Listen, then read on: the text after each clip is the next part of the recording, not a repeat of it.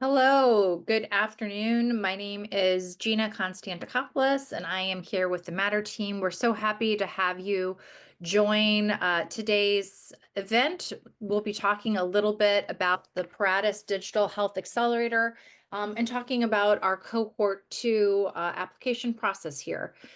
We're happy to have you join today's session. We'll start off with a little bit of a Matter overview. Then we'll talk a little bit about the Paratus Digital Health Accelerator. We'll talk a little bit about the Cohort 2 opportunity, going to the website and stepping into some of the assets there. And we'll leave some time at the end for Q&A. You might see on the bottom of your screen that there is a option for you to insert questions. If you have questions along the way, please feel free to share them, and we will address them as we get to kind of that last bucket there. So first off, a little bit about Matter. We're actually an innovation hub. We were founded in 2015 in the city of Chicago, but are global in reach.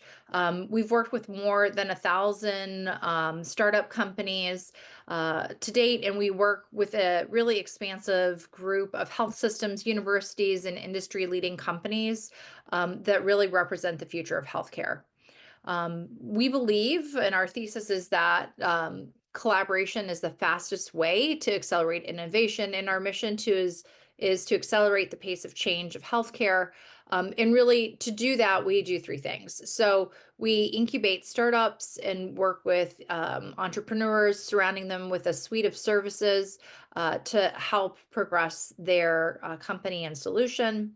We're a community nexus. We love bringing people together. We do many programs.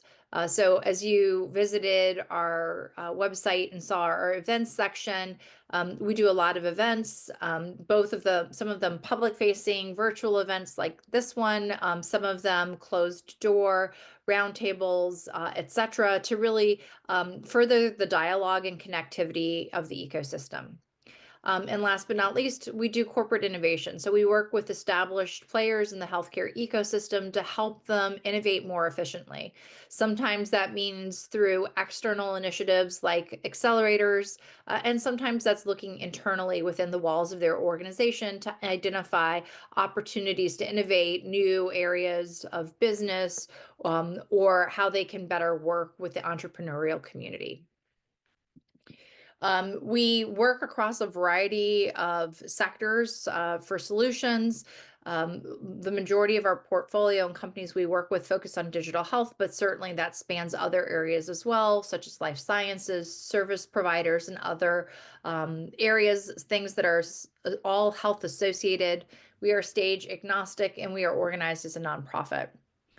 Similarly, we work with an array of providers and partners. So we look at service providers, life sciences and pharmaceutical organizations, associations like the American Medical Association and Alzheimer's Association, payer providers, and academic medical centers and universities. And across kind of all of this footprint, we've supported startups in raising over 5.3 billion in capital, and have really helped influence connectivity with over 60,000 clinical and healthcare community workers. I mentioned that we are headquartered in Chicago, but we really are global in reach. So our current footprint expands over 117 cities in 11 countries. And here's just a snapshot of the diversity of corporate and established entities that we've worked with. As you can see, they very much reflect that distribution in areas of focus, everything from health systems to life sciences companies and more. So kind of stepping into Paratus. Paratus is the Latin word that means ready for anything. And this is an initiative that we've established with the BARDA Biological Advanced Research and Development Authority. Really, and it's a program that is intended to better prepare the United States for future health security threats, public health security threats. And as a footprint of this, we really do three different things as part of this program. So we run accelerators. We successfully ran our first accelerator starting in January of this year, and we actually just closed that off. You are now here to talk about the second accelerator, which is a 10-week footprint program. We also offer non-dilutive funding projects. Again, we just closed the application window in February for those projects and are in the evaluation process working with folks for non-dilutive funding projects. Those are 6 or 12-week projects with funding associated them to advance their solutions. And then the last area is ad hoc support, and this is really working with established portfolio companies to determine some next steps and some opportunity areas.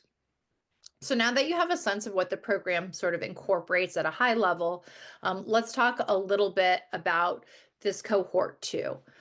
So the current cohort that we are looking for, we actually have a number of priority areas that we want to call out to you. All of these priority areas should be connected to health readiness and mobilization. So, think about influenza, emerging infectious disease, biological, radiological, nuclear threats, those sorts of sort of public health medical countermeasures. And within that space, really what we want to see is a couple of things, and I'll kind of dive into these. So technologies that enhance clinical trials for medical countermeasures.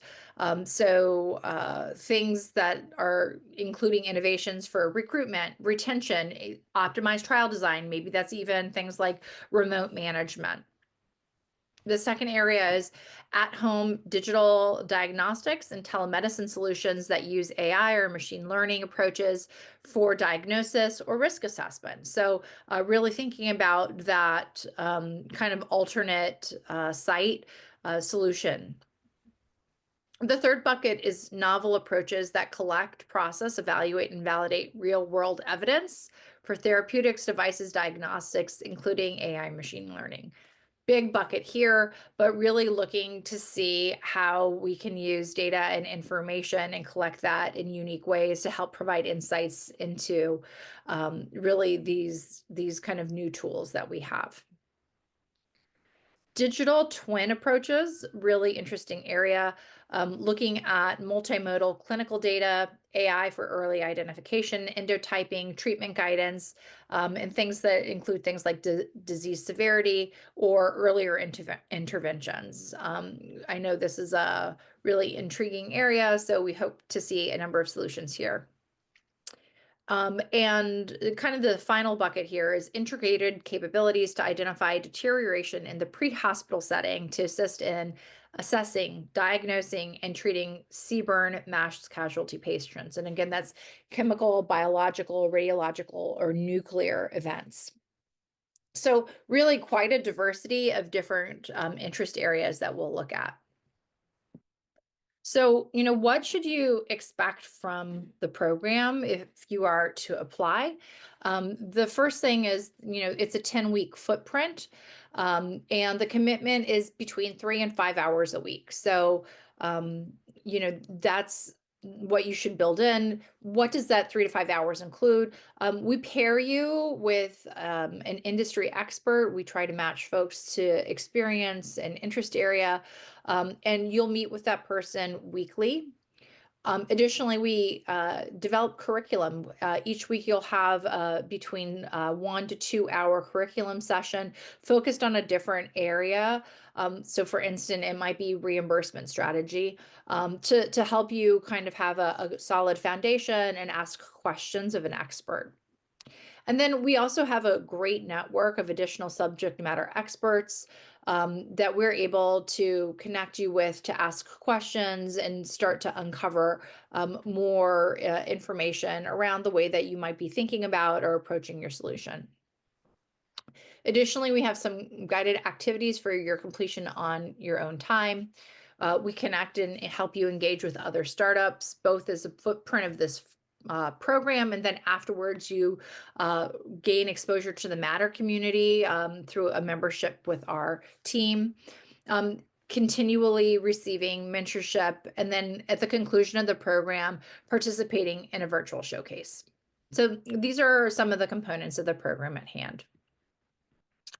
A little bit more about application details.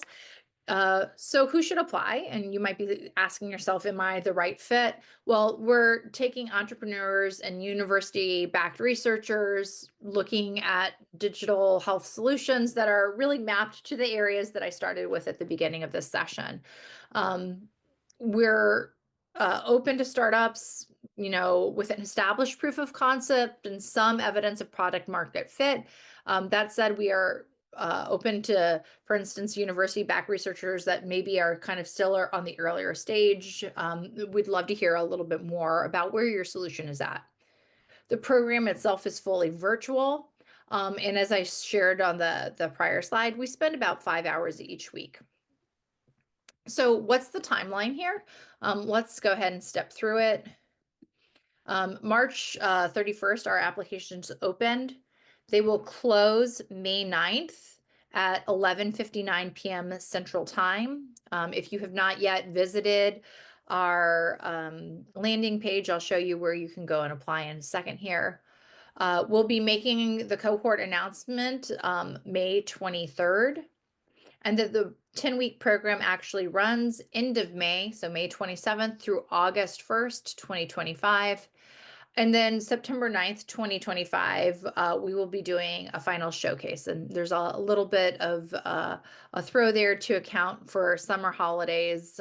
We want to ensure that we are able to share your solution with a broad and engaged audience after a break. Again, here's a QR code if you are interested in applying.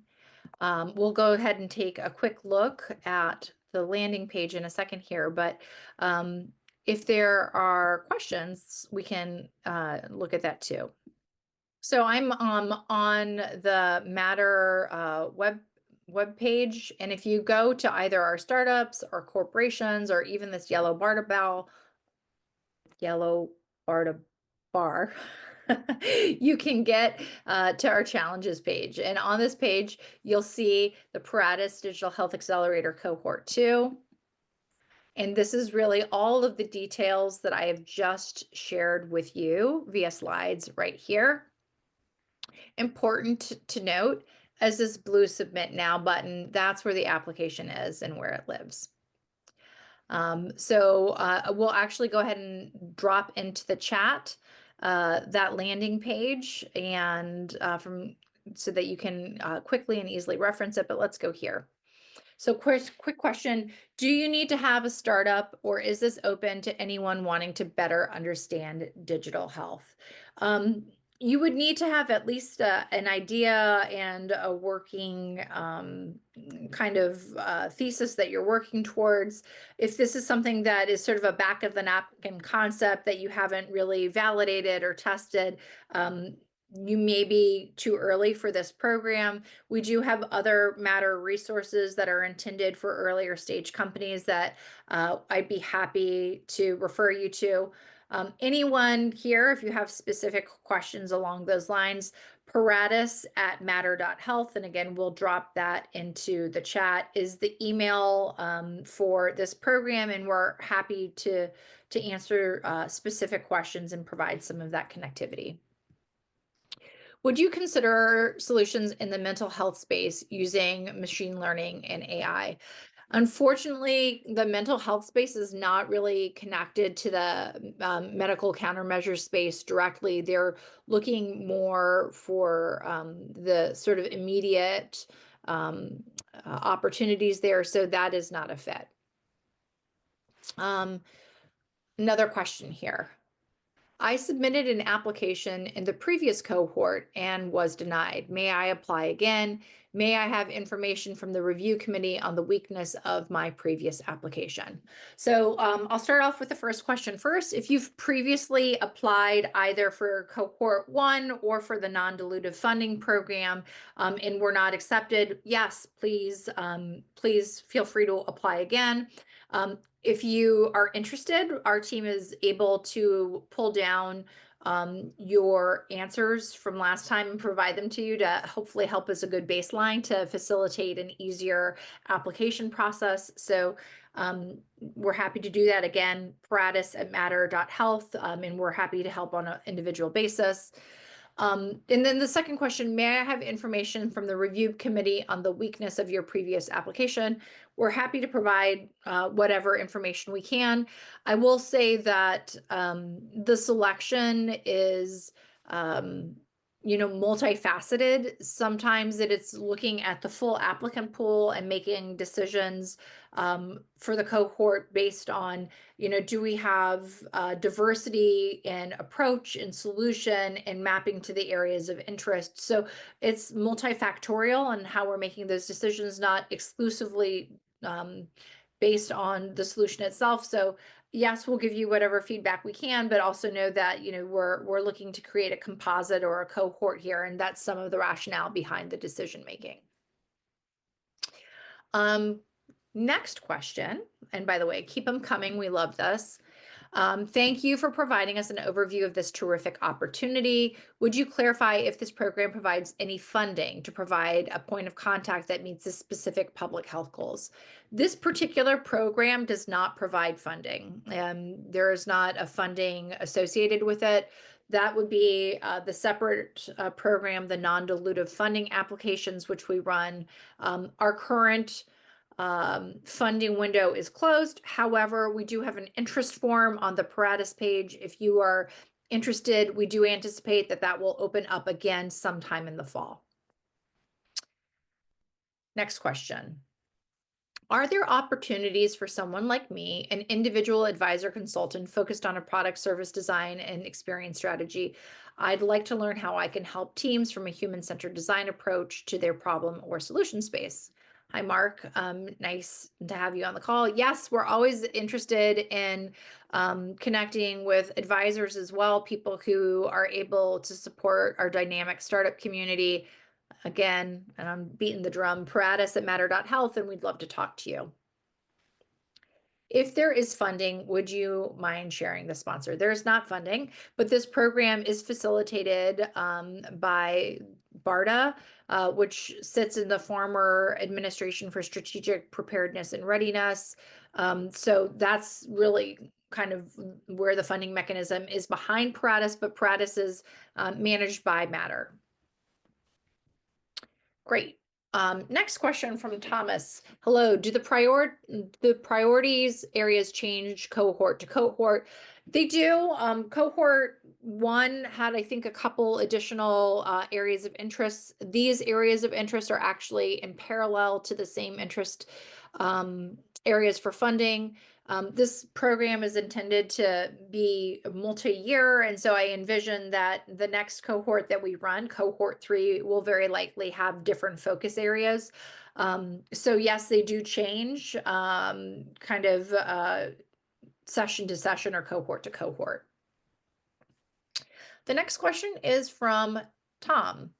Out of the non-dilutive for the last cohort, how many startups were accepted from Africa? We haven't actually finalized the non-dilutive funding selection process, so we're still midstream, so I can't answer that question. I'll say that we did have applicants from all over the world. So that certainly, I think, speaks to the diversity of concepts and just where a lot of the work is coming from. The next question I see here is from Julia, and she says, I'm really interested in your program and was wondering if there might be any opportunities to volunteer or get involved. Similar to my earlier answer from Mark, yes, of course. You have experience assessing startups and would love to offer support in the Chicagoland and beyond. Wonderful. Please contact us. We are always looking for we're always looking for experts to really supplement the work that we do. The next question, who would be the validators? What can we expect from the validation study? So validation is really associated with the non-dilutive funding program. That project, that kind of funding in that program really wants to help startups move from one inflection point to the next. And as part of that program, we actually match startups with site partners, typically health systems, to focus on a very specific project, usually a 6-week or 12-week project, to help advance part of their solution. And that looks very different for every company. Um, and really, that is something that we go out to the marketplace and we go out to our network and we say, okay, we have this kind of solution. What site partner are you interested in? They say, oh yeah, we're interested in this solution. We have the team available. We have a timeline that matches, and we go from there. So again, separate opportunity, separate process, but the whole goal there is to have sort of short-term projects that can help validate a key kind of hypothesis around your solution rapidly. All right, another great question from Tom. Would you consider a startup in AI-powered teleradiology with a USP to use African data to solve African disease burdens? Great question. I would say in general, we're interested in solutions from all over the place. We know in this day and age, um, disease can start one place and very rapidly move to another. That said, this program is ultimately looking at U.S. health countermeasures, and so there would need to be a transferability from the solution to the U.S. market kind of long term if it's not currently in the footprint of the project. If you have particular questions about your solution or approach, again, we're happy to answer that on an individual basis. Great. Next question. Would you be interested in a digital disease management tool, or are you focused on more urgent care pandemic health needs? Generally, it is the latter, that we're focused on sort of the medical countermeasure space that we talked a little bit about. But as we think about that, there are overlays. So we know, for instance, I talked about the example of influenza. We know that people who have chronic disease, for instance, experience the disease in different ways than people who have completely kind of healthy profiles.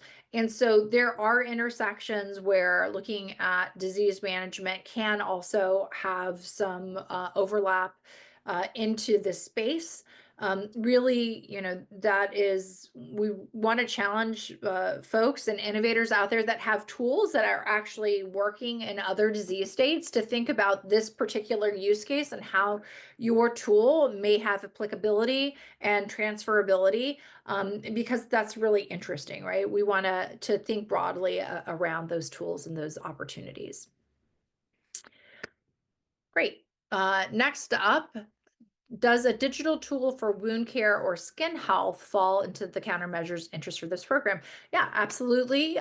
Wound care completely could fall into this for a couple different reasons. There are infectious diseases that have manifestations that include things on the skin.